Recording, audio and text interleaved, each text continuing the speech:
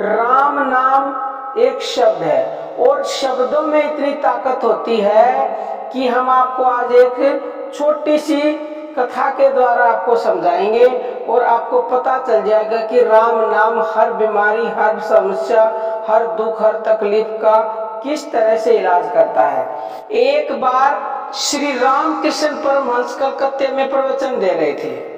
इसी प्रवचन के दौरान उन्होंने कहा, राम नाम बहुत बड़ा मंत्र है। यदि कोई पूरी निष्ठा से राम नाम का जप करता रहे तो संसार की कोई भी ऐसी समस्या नहीं जिसका समाधान न हो सके। जरा राम राम पूरी निष्ठा से करके तो देखें। उनका यह कथन सुनकर कलकत्ते के एक गणमान्य डॉक्टर उठ खड़े हुए। उस जमाने में यानी 19वीं शताब्दी के उत्तरार्ध में वे इंग्लैंड से डॉक्टर की पदवी प्राप्त किए हुए थे। कलकत्ते के भद्रलोक में उनका काफी नाम भी था। विज्ञान के विद्यार्थी तो थे ही। तो डॉक्टर साहब ने शंका प्रस्तुत की, हे महाराज, आप यह कैसी बात कर रहे हैं? क्या सिर्फ राम नाम लेने मात्र से सभी समस्याएं हल हो सकती हैं? मान लीजिए मुझे भूख लगी है, यदि मैं लगातार रोटी रोटी जपता रहूं तो क्या मेरी भूख शांत हो जाएगी? भूख तो रोटी खाने से ही शांत होगी, रोटी का नाम जपने से नहीं, चाहे आप कितना भी जाप करो। भरी सभा में इस प्रकार का तर्क सुनकर श्री रामकृष्ण परमहंस कहने लगे, अरे पापी, तू निकृष्ट जीव है, विक्षिप्त है, उल्लू का पट्टा है, तुझे मैं क्या समझाऊं। अब डॉक्टर महोदय भी भौचक के रह गए। उन्हें इस प्रकार की प्रतिक्रिया की उम्मीद नहीं थी। फिर उनका एक सामाजिक सम्मान भी था। भरी सभा में उनको निकृष्ट, पापी, उल्लू का पट्टा इत्यादि कहा जा रहा था। उनका भी खून खोल उठा। तर्क का जवाब तर्क से देने के बजाय आप तो गाली गलौज पर उतर आए। मैं खुद भी ऐसी बेतुकी सी सभा में नहीं रहना चाहता। और यह कहकर डॉक्टर महोदय बेहद गुस्से में बाहर जाने लगे। तभी रामकृष्ण परमहंस ने मुस्कुराकर कहा, बंधु, मैंने तो आपकी शंका का समाधान किया था। आपका विश्वास है कि शब्द में कोई शक्ति नहीं होती। यदि शब्द शक्ति रहित है तो मेरे द्वारा उच्चारित कुछ शब्दों से आप इतने उत्तेजित हो गए कि गुस्से में लाल होकर सभा ही छोड़कर जाने लगे। सालों का साथ एक पल में तोड़ने लगे।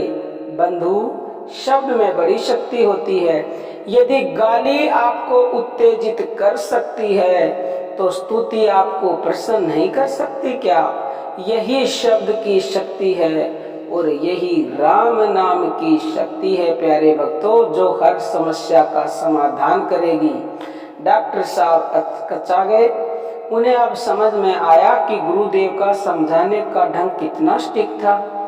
यह एक प्रकार से शॉक ट्रीटमेंट था, जिसके द्वारा उस डॉक्टर की समझ में न सिर्फ शब्द की शक्ति आ गई वरन पूर्वाग्रह से भी त्राण मिल गया। अगर शब्द में शक्ति नहीं होती तो शब्द के कारण बड़े बड़े परिवर्तन कैसे हो जाते। शब्द की शक्ति वस्तुतः अधिक है। इसलिए तुलसीदास जी ने मानस में शब्द शक्ति का वर्णन करते हुए स्पष्ट शब्दों में कहा है, उल्टा नाम जपत जग जाना, वाल्मीकि भय ब्रह्म समाना। यानी राम का उल्टा मरा मरा जाप करते हुए वाल्मीकि जो प्रारंभ में एक दस्यु थे आदि कवि हो गए। यह परिवर्तन नाम के कारण ही तो हुआ। जब भगवान ने, जो कि साधु भेष में आए थे, उनको राम नाम जपने की सलाह दी तो दस्यु होने के कारण वाल्मीकि ने अपनी असमर्थता प्रदर्शित की। इस पर भगवान ने कहा कि तुम लगातार मरा मरा जपो। जब वाल्मीकि ने बिना रुके मरा मरा कहा तो वस्तुतः राम राम की प्रतिध्वनि पैदा हो गई और इस राम नाम की ध्वनि ने वाल्मीकि के जीवन में एक पूर्ण युगांतर उपस्थित कर दिया। तो जो वाल्मीकि एक डाकू था, एक लुटेरा था, जो कि लोगों को मारता था, तो इतने पाप किए जिसने, उसके पाप भी इस राम नाम के उल्टा जपने से सारे भस्म हो गए, सारे कट गए। तो प्यारे भक्तों, क्या आपने उनसे भी ज्यादा पाप किए हैं क्या? और ये बीमारी और ये पाप और ये सभी समस्याएं हमें हमारे प्रारब्धवश मिलती हैं, और प्रारब्ध को राम नाम काट देगा। ये प्रारब्ध ही तो था वाल्मीकि का, उसको काट दिया राम नाम ने। प्रारब्धवश ही वो लोगों की हत्याएं करता था, उनको लूटता था। तो राम नाम के जपने, जो राम नाम एक शब्द है, शब्दों में इतनी ताकत है, इस राम नाम में वो ताकत जो संसार में सदा से थी, है और रहेगी। इससे बढ़कर ना कोई ताकत है, ना थी और ना होगी।